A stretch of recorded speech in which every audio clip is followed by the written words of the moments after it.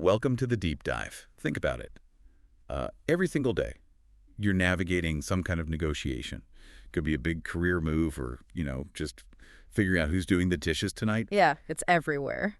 So today, we're going to equip you with a really powerful set of tools to approach these situations with more confidence, maybe get better outcomes. You shared some really interesting material focusing on a way to negotiate that's, well, not about being cutthroat, but about finding real, lasting agreements. Exactly. The resources you sent over, they highlight what's often called the Harvard model of negotiation. And what's so compelling, I think, is that it's built on core principles, not some rigid playbook of tactics. Mm. It's about having a fundamental understanding that guides you, which makes you far more adaptable and effective in the long run. Okay, so principles, not rules. It sounds good, but what's the actual difference?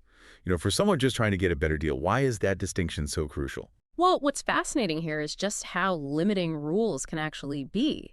Imagine trying to solve, I don't know, a really complex problem with just a step-by-step instruction manual. Right, life isn't like that. Exactly. Ooh. Life, and especially negotiations, they rarely follow a neat, predictable path.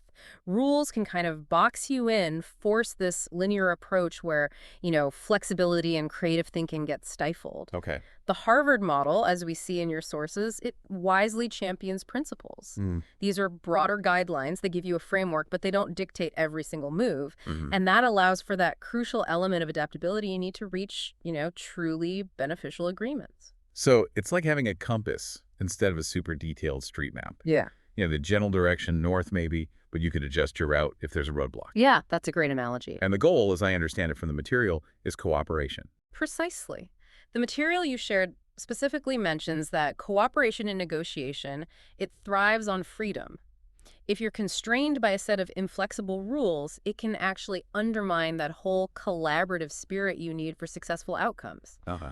Principles, on the other hand, they empower you to explore different avenues, different ways to achieve your objectives, and that fosters that vital sense of partnership. All right, let's dive into these core principles then. There are 4 of them, is that right? That's right, 4 main ones. Okay, what's the first one?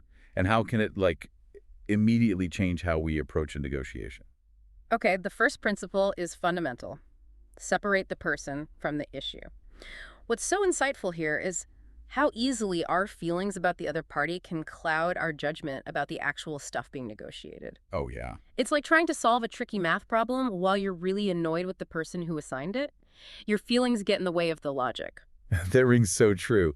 If you actually like the person across the table, you might be tempted to concede too much, right? Just to keep things smooth. Or, flip side, if there's friction, you might just dig your heels in out of spite, even if it ends up hurting your own interests. Precisely. The resources you looked at, they highlight this exact dilemma. They point out, if you have a positive relationship, you might lean towards a lose-win, you lose, they win. Conversely, negative feelings can drive you towards a win-lose mentality where you're just focused on beating the other side rather than actually achieving your underlying goals. So the principle is saying, untangle that. Yeah, it's a call to disentangle those emotional threads. You can be firm, assertive on the issue itself while still treating the other person with respect and empathy. Think of it this way. The key insight isn't just about being polite, though that helps. Yeah. It's about surgically removing that emotional baggage so you can see the facts of the negotiation clearly.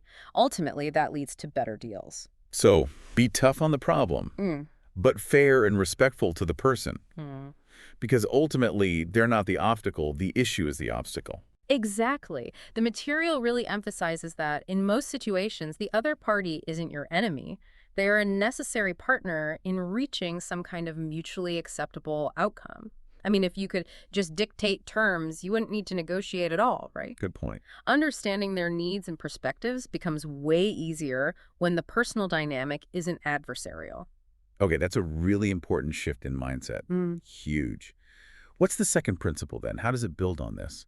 The second principle, and this is where I think we often see real breakthroughs, is to focus on interests, not positions. Interests, not positions. Okay. The pumpkin example from your sources illustrates this perfectly.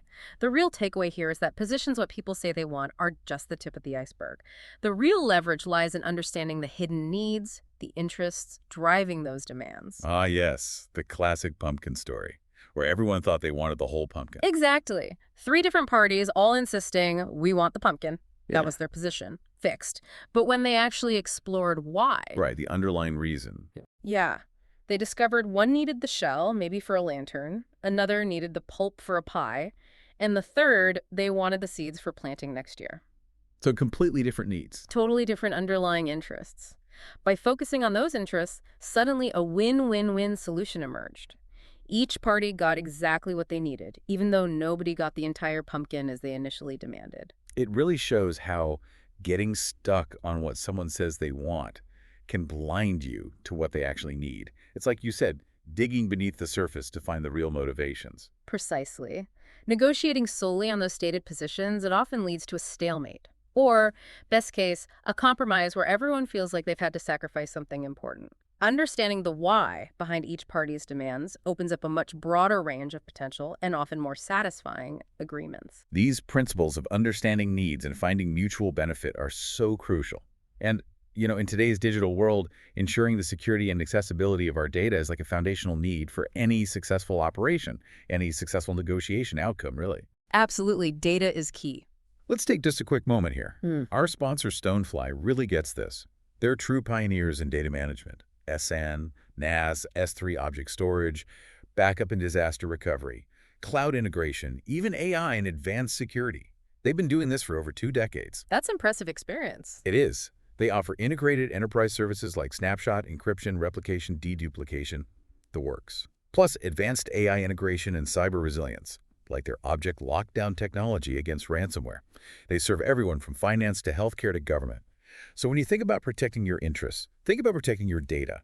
StoneFly offers solutions like DR365V, patented immutable storage, air-gapped backups, crucial for recovery. They even have a promo right now. 100 TB high-performance, redundant, expandable, air-gapped, immutable appliance with object lockdown for ransomware protection. Compatible with Veeam, Rubrik, Commvault, all for $9,995. Find out more at stonefly.com. That's www.stonefly.com, or email sales@stonefly.com. Okay, that makes sense. Secure foundations are critical. So back to the principles. Yes, let's get into the third one.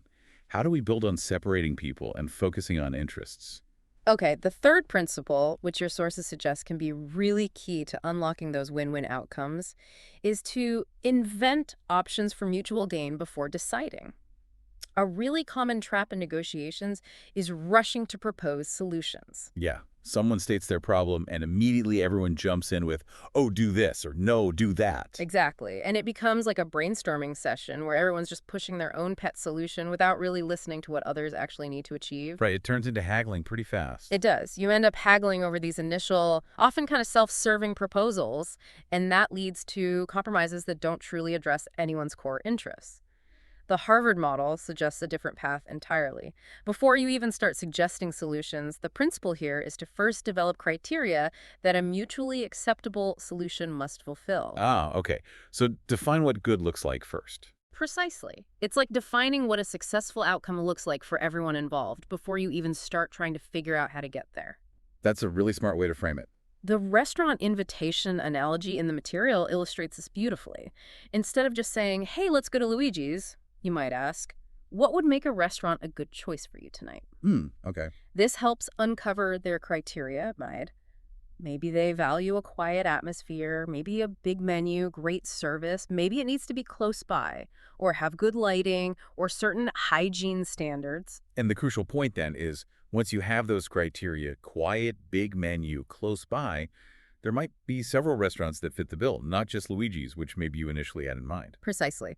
By focusing on the criteria first, you open up this wider landscape of potential solutions. It moves beyond just one single preconceived idea.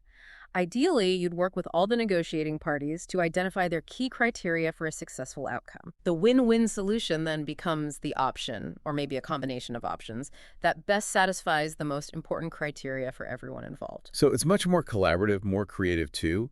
You're focusing on shared definitions of success rather than just individual demands. Okay. That makes a lot of sense. And having considered the importance of a secure foundation, like the data security StoneFly provides, let's build on this idea of creating options. What's the fourth principle? Right. The fourth principle builds directly on the third. Insist on objective criteria. So your sources highlight that before you actually commit to one specific solution, It's highly beneficial to have developed a range of options to consider. Okay, so the goal isn't just to land on one perfect solution right away, but to explore a few different possibilities first. Exactly. The recommendation is often to generate maybe 2, 3, or even 4 distinct options that you genuinely believe could potentially meet those mutually agreed upon criteria we just talked about. Then, the critical step is to evaluate each of these options against those very criteria, not based on gut feeling or who proposed it, but objectively. This allows you to determine together which option best aligns with the needs and interests of all parties. That makes the final decision feel much fairer, doesn't it? And less arbitrary. It's not just about who can argue the loudest or who's the most persuasive in the moment. Precisely. By grounding the decision in these pre-established objective criteria, everyone involved is much more likely to feel that the outcome is based on merit and shared understanding, rather than just on power dynamics or who pushed hardest. Yeah. The material you reviewed really emphasizes that this leads to more sustainable agreements, ones that stick, because everyone feels they had a genuine choice among viable options. They bought into the process. Okay, so let's quickly summarize these 4 powerful principles again for our listeners. Make sure we've got them. First, separate the person from the issue. Don't let emotions about the person cloud the substance. Right. Be hard on the problem, soft on the people. Second, focus on the underlying interests, not just the stated positions. Dig for the why. Find out what they really need, not just what they say they want. Third, before you decide, work together to invent multiple options for mutual gain. Do this by identifying shared criteria for what a good solution looks like. Brainstorm possibilities based on what success means to everyone. And fourth, when you're evaluating those options, insist on using those objective criteria you all agreed on. Measure the options against the yardstick you created together. It really sounds like a much more strategic and definitely more collaborative way to approach any negotiation. Absolutely. By consistently applying these principles, you dramatically increase your chances of achieving true cooperation and moving away from the often adversarial and frankly less productive dynamics of purely positional bargaining. You build better deals and better relationships. So as you, our listener, digest these 4 principles, separating people from problems, focusing on needs, defining shared success, and exploring multiple solutions based on that shared understanding.